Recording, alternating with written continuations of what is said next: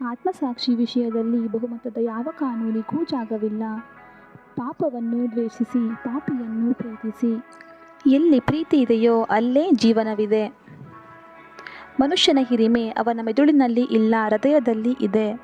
ದುರ್ಬಲರು ಎಂದಿಗೂ ಕ್ಷಮಿಸಲು ಸಾಧ್ಯವಿಲ್ಲ. ಕ್ಷಮೆಯು ಬಲಶಾಲಿಗಳ ಗುಣವಾಗಿದೆ. ನನ್ನ ಅನುಮತಿ ಇಲ್ಲದೆ ಯಾರೂ ನನ್ನನ್ನು ನೋಯಿಸಲು ಸಾಧ್ಯವಿಲ್ಲ.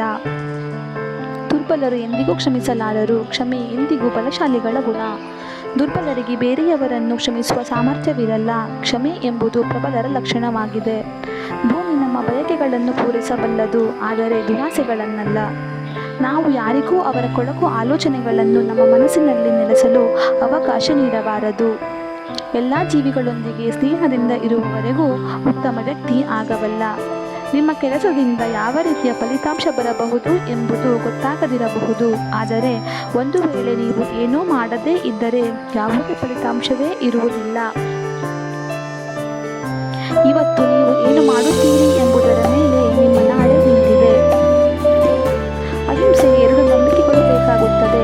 ದೇವರ ಮೇಲೆ ನಂಬಿಕೆ ಇದ್ದಂತೆಯೇ ಮನುಷ್ಯನ ಮೇಲೆಯೂ ವಿಶ್ವಾಸ ಇರಬೇಕು.